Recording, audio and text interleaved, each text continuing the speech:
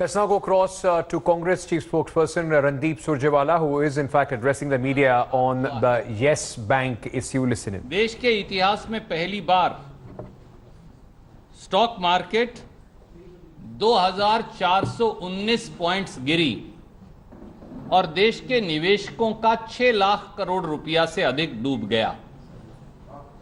देश के इतिहास में पहली बार $1 के मुकाबले में रुपया 74 रुपया 4 पैसे हो गया।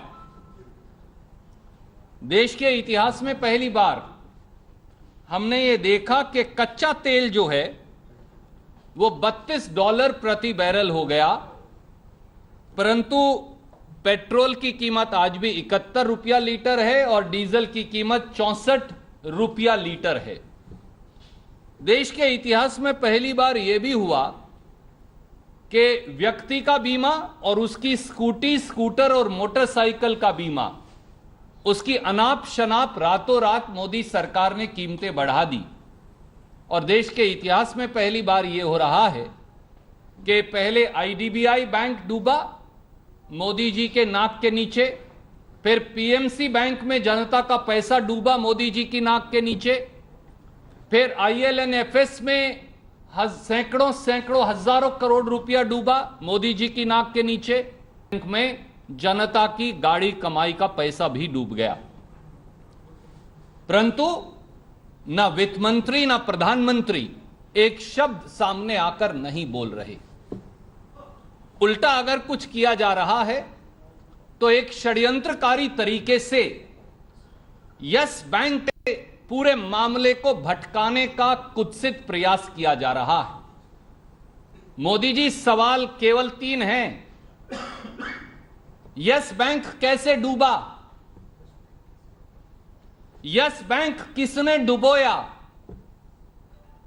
और मोदी सरकार क्या कर रही थी? क्या सो रही थी या यस बैंक डुबोने में साझेदारी कर रही थी? सवाल बड़े सीधे 3 हैं।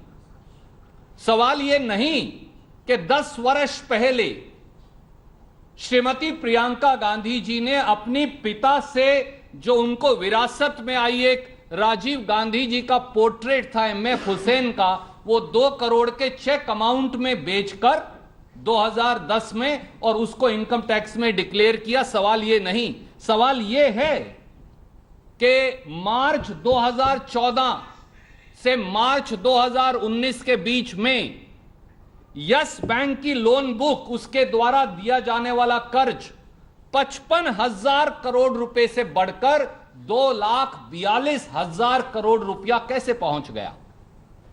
सवाल केवल यह है कि नोटबंदी के 2 साल के अंदर अंदर यस बैंक के कर्जा देने की राशि में 100% यानी 1 लाख करोड़ से अधिक का इजाफा कैसे हो गया? सवाल केवल यह है कि मोदी जी के 5.5 साल में यस बैंक द्वारा अनाप शनाप तरीके से दिए जाने वाला कर्जा 334% कैसे बढ़ गया? सवाल यह है कि मोदी जी और भारतीय जनता पार्टी के यस बैंक और उसके मालिकों से संबंध क्या हैं? 6 मार्च 2020 यानी 3 दिन पहले तक बैंक डूबने के बाद भी मोदी जी, आप इस कॉन्फ्रेंस को जो यस बैंक द्वारा प्रायोजित है उसको कैसे एड्रेस कर रहे थे? यस बैंक के मालिक से नोटबंदी सबसे अच्छा कदम है उसका सर्टिफिकेट कैसे ले रहे थे? और नितिन गडकरी जी समर्थन मांगने भारतीय जनता पार्टी के यस बैंक के मालिक के घर पर क्या कर रहे थे?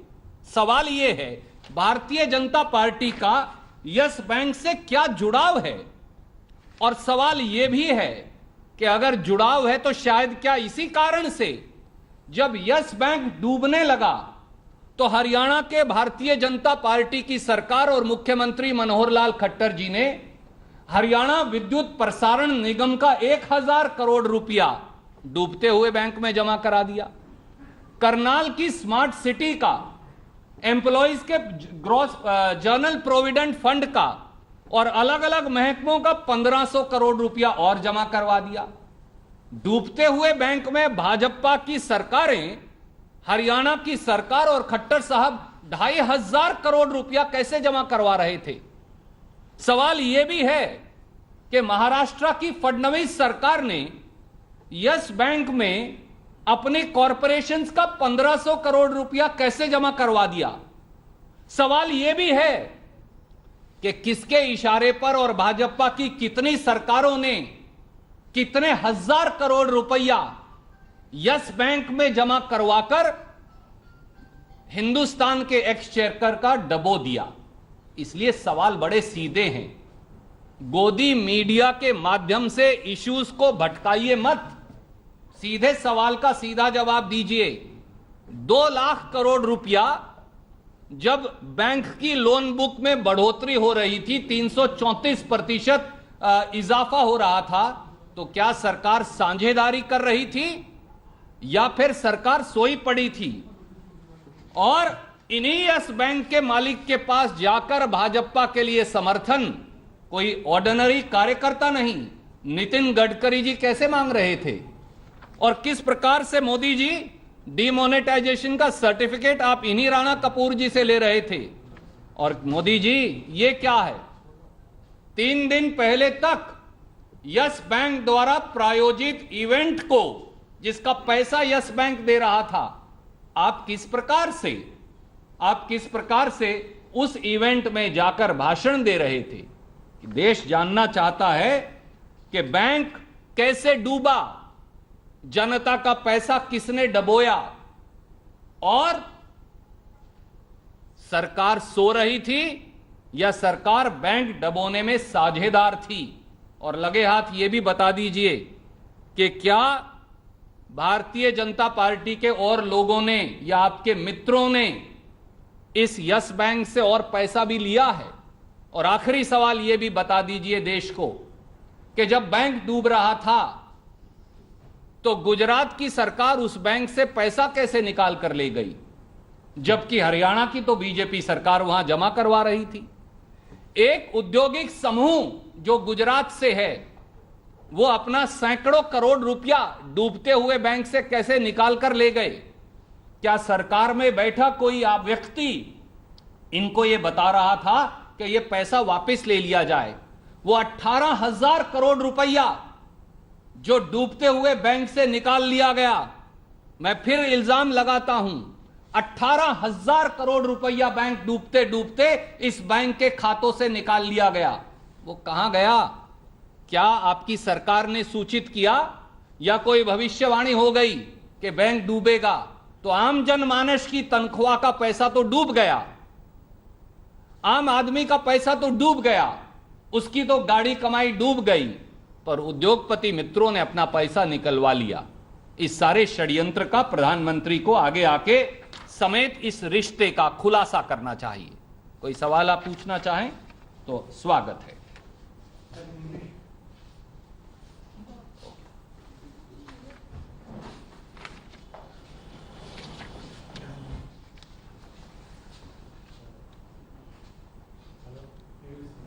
India's stock markets and economy has seen an unprecedented crisis today,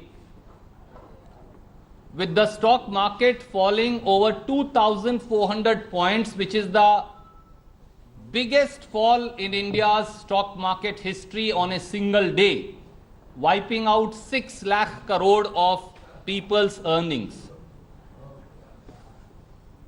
$1, the rupee has fallen down to rupees 74.04 paisa. All right, that was Randeep Surjewala, in fact, addressing and asking a few questions to the government of India, accusing the government of not doing enough as far as the Yes Bank crisis is concerned. Hello everyone, this is Rahul Kamal here. Hope you enjoyed this video. For the latest news and analysis, like and subscribe the India Today YouTube channel, and don't forget to press the bell icon to stay updated.